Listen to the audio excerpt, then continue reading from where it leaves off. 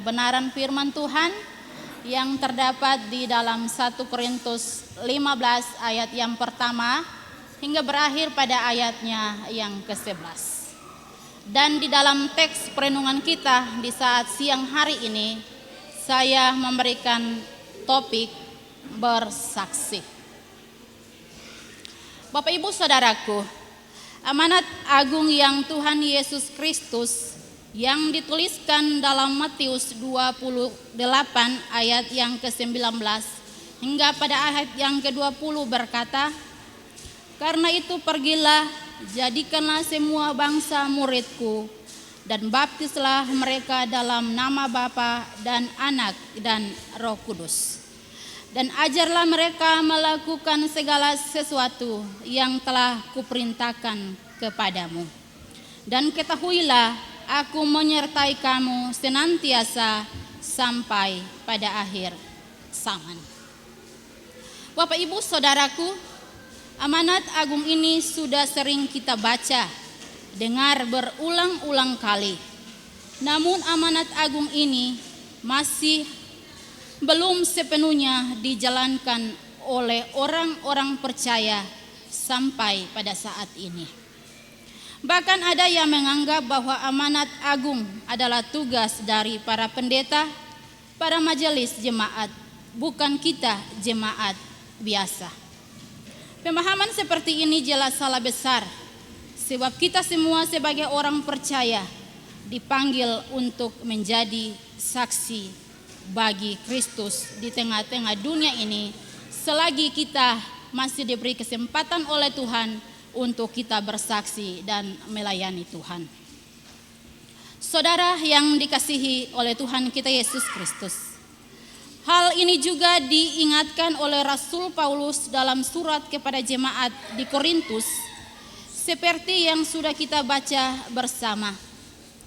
Kitab 1 Korintus yang secara khusus dituliskan oleh Rasul Paulus kepada jemaat yang berada di kota Korintus.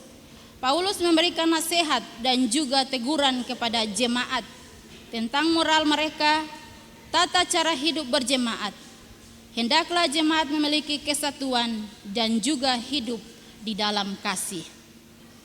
Paulus juga mengingatkan kepada jemaat untuk tidak lupa menjadi saksi Kristus di tengah-tengah jemaat, yaitu kota Korintus yang sedang merosot iman dan moral mereka. Banyak filsafat kosong dan mementingkan diri sendiri dan lupa menjadi saksi Kristus. Saudara, bacaan kita ini bisa kita bagi menjadi dua bagian. Yang pertama ayat yang ke-1 sampai ayat yang ke-8 dalam teks bacaan kita tadi, Paulus mengingatkan jemaat di Korintus bahwa Kristus telah mati untuk menebus dosa-dosa manusia sesuai dengan isi kitab suci. Kristus telah dikuburkan dan telah bangkit pada hari yang ketiga. Ia juga telah menampakkan diri kepada Kefas, kepada ke-12 murid, kepada 500 saudara sekaligus, kepada Yakobus dan kepada semua rasul, dan terakhir kepada Paulus sendiri. Dalam perjalanan ke Damsyik untuk menangkap orang-orang Kristen untuk diadili pada saat itu. Bapak Ibu, dapat kita lihat dalam Kisah Rasul 9 ayat yang ketiga hingga berakhir pada ayatnya yang kelima. Paulus kemudian bertobat dan menjadi pengikut Yesus Kristus.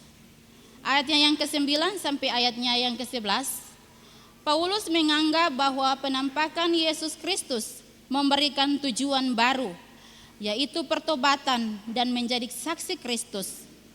Paulus menempatkan dirinya sebagai orang yang paling hina dari orang berdosa, karena kehidupan masa lalunya sebagai penganiaya orang Kristen.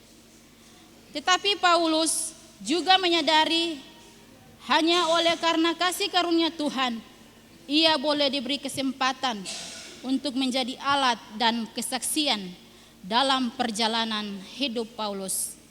Selanjutnya, Paulus menjadi pengajar dan penulis hampir sebagian besar dalam kitab-kitab dalam Perjanjian Baru. Bapak Ibu Saudaraku yang dikasihi dan diberkati Tuhan, karya keselamatan yang Yesus Kristus kerjakan telah selesai. Oleh karena kasih Allah yang begitu besar kepada dunia, Ia rela mati di atas kayu salib untuk menebus dosa-dosa kita. Bahkan Yesus Kristus menunjukkan kuasa-Nya dengan bangkit dari kubur. Ia juga telah menampakkan diri kepada murid-murid-Nya dan kepada orang-orang yang ada pada saat itu menjadi saksi mata bahwa Kristus sudah bangkit. Tugas kita selanjutnya adalah bagaimana kita mengayomi karya keselamatan Tuhan Yesus Kristus dan menjadi saksi bagi dunia. Bapak Ibu Saudaraku yang dikasihi dan diberkati oleh Tuhan kita Yesus Kristus. Di bulan 4 kemarin kita sudah melakukan Paskah. Kita menanti-nantikan kurang lebih 1 tahun dan kita sudah lewati itu. Puji Tuhan, Yesus yang kita puji, yang kita sembah telah bangkit. Itu semua karena dosa-dosa kita, sehingga Dia rela mati untuk menebus dosa-dosa saya dan Bapak Ibu serta saudara-saudara. Bapak Ibu masih ingat apa yang dikatakan oleh Pendeta Anselmus Puasa di waktu pelantikan Ibu Pendeta menjadi pimpinan jemaat. Beliau mengatakan bahwa kita jemaat Tuhan jangan diibaratkan seperti napas. Bapak Ibu tahu arti kata nafas? Nafas yang artinya kita sebagai orang percaya jangan di waktu-waktu tertentu seperti Natal baru kita rame-rame berbondong-bondong untuk masuk di dalam satu persekutuan gereja di waktu Natal. Dan yang kedua, nanti di saat Paskah baru kita mulai berlomba-lomba dalam masuk dalam satu persekutuan, yaitu ibadah Paskah. Jangan kita dikategorikan sebagai orang-orang seperti itu. Tetapi saya percaya dengan pengorbanan Tuhan Yesus yang Ia sudah korbankan untuk saya dan Bapak Ibu, pasti kita akan menjadi saksi dan perpanjangan lidah Allah di tengah-tengah kehidupan kita selagi kita masih ada di tengah-tengah muka bumi ini. Bapak Ibu Saudaraku yang dikasihi oleh Tuhan kita Yesus Kristus, apakah kita mau menjadi saksi bagi Kristus? Apakah kita bersedia ataukah kita menolaknya? Dan mengatakan itu adalah tugas pendeta, bukan tugas saya sebagai jemaat biasa. Padahal kita semua orang percaya dipanggil untuk menjalankan amanat agung, menjadi saksi bagi dunia. Apakah kita merasa tidak layak, merasa paling hina, seperti yang Paulus rasakan, sehingga kita merasa tidak layak untuk menjadi saksi bagi Kristus? Saudaraku, ingatlah, iblis selalu mencari cara untuk membuat kita merasa paling berdosa dan tidak layak untuk datang kepada Tuhan. Dan itu membuat kita semakin tenggelam di dalam dosa. Bapak Ibu serta saudaraku yang dikasihi oleh Tuhan kita Yesus Kristus, ingatlah, tangan Tuhan selalu terbuka bagi siapa saja yang dengan rela hati datang kepadanya meminta pertolongan dan pengampunan. Tuhan akan menguduskan, menyucikan, dan menjadikan kita manusia baru, berkenan kepadanya, dan oleh karena kasih karunia Allah, kita boleh menjadi saksi bagi dunia. Bapak Ibu serta saudaraku yang dikasihi dan diberkati oleh Tuhan kita Yesus Kristus, lagu Kidung Jemaat nomor 40 yang mengatakan ajaib benar anugerah, yang diciptakan oleh John Naunton, menggambarkan pengalaman pribadi tentang kasih karunia Tuhan yang menyelamatkan orang berdosa yang hilang. Liriknya mencerminkan rasa syukur yang mendalam atas penebusan dan pengampunan yang ia terima. Meskipun masa lalunya penuh kelam, pesan lagu ini telah menyentuh jutaan hati seluruh dunia dan menjadi salah satu lagu rohani yang paling terkenal di sepanjang masa. Bapak Ibu, menjadi saksi Kristus selama mereka hidup, bagaimana dengan kita? Maukah kita bersaksi bagi Kristus? Jika kita mau, maka pertanyaan selanjutnya adalah bagaimana kita menjadi saksi Kristus di tengah-tengah dunia sekarang ini. Menjadi contoh dan teladan di dalam profesi dan kerja kita sehari-hari, orang bisa mengabaikan apa yang kita katakan, tetapi mereka akan memperhatikan apa yang kita lakukan. Tindakan nyata kita, berbicara lebih keras dibandingkan dengan kita berpidato, atau hanya banyak bicara.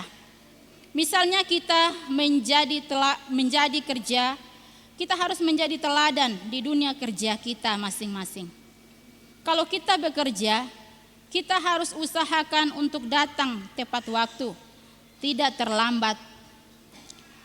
Kita sudah mandi dan wangi, supaya jika ada teman kerja kita yang bukan orang Kristen melihat tindakan dan perilaku kita, mereka akan senang dan suka karena kita menjadi teladan dan contoh yang baik. Bapak Ibu Saudaraku yang diberkati oleh Tuhan kita Yesus Kristus. Ketika kita memakai media sosial, kadang media sosial ini membawa kita kepada hal-hal yang tidak baik. Ini semua tergantung dari kita. Apakah kita mau mempergunakan media sosial ini dengan baik, ataukah hanya berfoya-foya?